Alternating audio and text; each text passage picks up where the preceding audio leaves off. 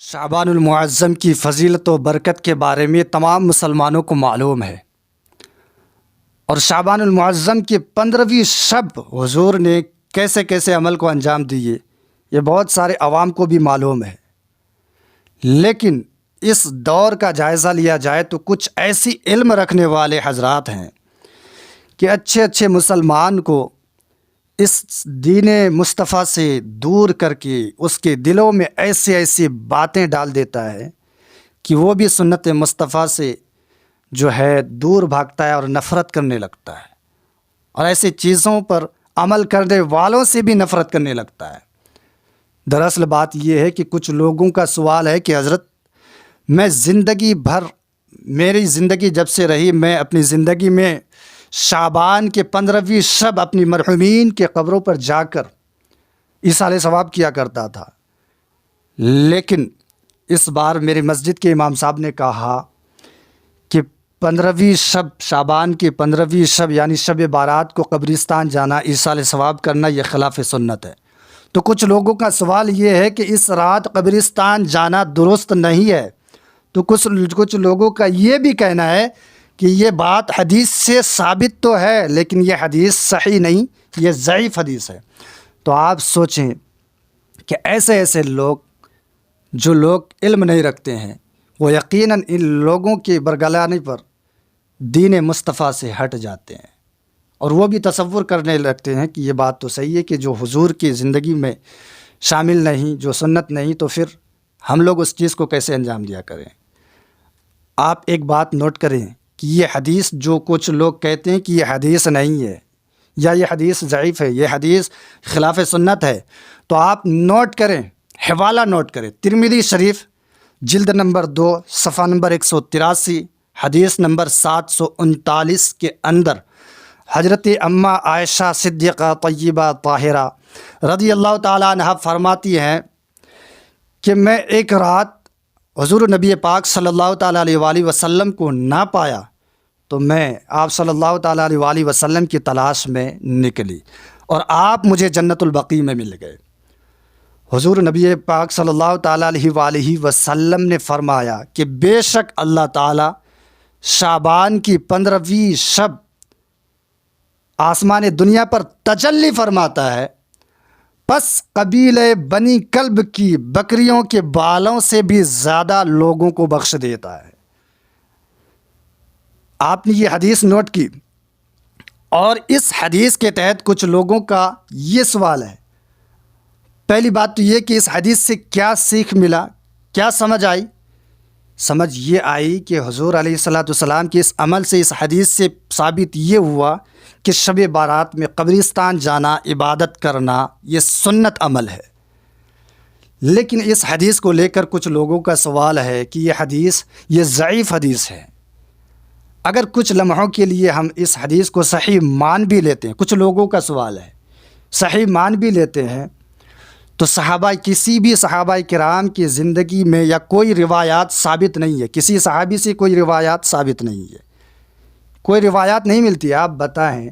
کہ جو عمل حضور علیہ الصلاۃ والسلام سے ثابت ہو جائے، پھر ہم کیسے مسلمان ہیں کہ پھر دوسروں کے عمل میں، دوسروں کی زندگی سے یہ عمل پھر تلاش کریں، مزید تحقیق کریں؟ ہمارا یہی عمل ہے، یہی ایمان والے ہیں ہم لوگ، کہ ہم لوگ نبی کے دیوانے کہلاتے ہیں، اور جو بات جو ہے صحیح اور اس چیز کو ٹال مٹول کر یہ کہتے ہیں کہ صحابہ کرام نے اس حدیث پر عمل نہیں کیا، تو صحابہ کرام کا آپ نے کلمہ تو نہیں پڑھا۔ اگر مانتے ہیں کہ کسی وجہ سے صحابہ کرام اس عمل کو نہ کر پائے، تو کیا ہم بھی اس سنت عمل کو چھوڑ دیں اور یہ کہیں کہ یہ حدیث ضعیف حدیث ہے؟ تو یہ پھر ایمان کی کمزوری ہے۔ واللہ جس عمل کو حضور اپنا لے تو وہ عمل ہمارے لیے بہت سنت عمل ہو جاتا ہے، اور اس چیز کو کرنا ہمارے لیے بدرجہ اولا ثواب ملتا ہے۔ اور کچھ لوگوں کا سوال یہ بھی ہے کہ یہ حدیث ضعیف ہے، یہ ضعیف حدیث ہے۔ چلیے مان لیتے ہیں کہ یہ حدیث ضعیف ہے، مگر موضوع تو نہیں ہے کہ یہ من گھڑت کی حدیث ہے، جھوٹی روایت ہے، جھوٹی حدیث ہے۔ جب ایسا کچھ نہیں ہے تو کوئی یہ کیوں کہہ رہا ہے کہ ضعیف حدیث ہے، اس پر عمل کرنا درست نہیں ہے، اس پر عمل کرنا یا اس طرح کے کام کرنا درست نہیں ہے؟ تو آپ سوچیں، اگر آپ سے کوئی ایسے لوگ مل جائے اور کہے کہ ضعیف حدیث ہے، اس پر عمل کرنا درست نہیں ہے، تو اس سے آپ بھی یہ سوال کریں کہ آپ کا سوال ٹھیک ہے، لیکن آپ مجھے یہ بھی دکھا دیں کہ ضعیف حدیث پر عمل کرنا کہاں سے ممانعت ہے، کہاں سے درست نہیں ہے۔ ایک حدیث لا کر دکھا دے جس میں یہ لکھا ہو کہ ضعیف حدیث پر عمل کرنا درست نہیں ہے، ناجائز ہے، حرام ہے، مکروہ ہے، خلاف سنت ہے، نہیں لا پائیں گے۔ جب نہ لا پائے تو پتہ کیا چلا کہ یہ لوگ ایسے جملے بازی لوگ صرف من گھڑت کی حدیثیں بنا کر بھولے بھالے امتوں کے درمیان پیش کرتے ہیں، اور جس سے بہت سارے مسلمان اپنے ایمان کو بڑی آسانی سے کھو ڈالتے ہیں۔ تو ان لوگوں کے جملوں کو پہلے پکڑنے کے لیے خود کو اپنے ذہن کی نگاہوں سے اس چیز کو تلاشیں، چونکہ اللہ تعالیٰ نے آپ کو بھی عقل دی ہے۔ دوسروں کی باتوں پہ آ کر آپ خود اتنے جلدی اپنی زندگی کا فیصلہ نہ کر لیں۔ اور دوسری بات تو یہ ہے کہ بہت لوگ یہ کہتے ہیں کہ یہ عمل قبرستان میں جانا حضور کے زمانے میں صرف ایک بار کا عمل رہا کہ حضور جنت البقیع میں گئے شب بارات کے موقع پر اور مرحومین کے لیے ایصال ثواب کیے۔ تو حضور اگر ایک بار جس عمل کو کر لے تو اس کی کوئی حیثیت نہیں ہے۔ چلیے مان لیتے حضور ایک بار قبرستان جا کر مرحومین کے لیے ایصال ثواب کیے، لیکن انبیاؤں کے امام الانبیاء جس عمل کو ایک بار کر لے اس کی کوئی حیثیت نہیں ہے۔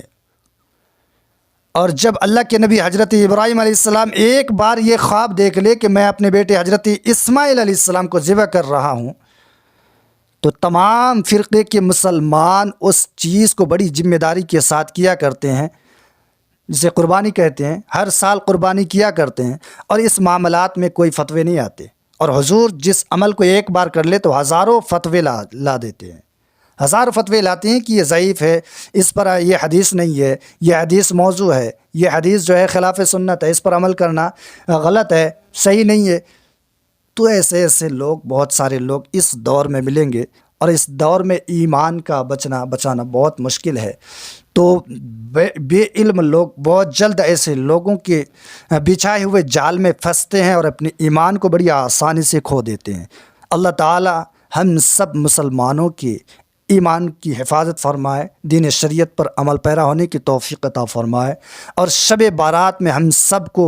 اپنی مرحومین کی قبر پر جا کر ایصال ثواب دعائے خیر کرنے کی توفیق مرحمت فرمائے۔ اور قبرستان جانا شب بارات میں یہ سنت عمل ہے، آپ اس رات کو جائیں اور دعائے مغفرت ضرور کیا کریں۔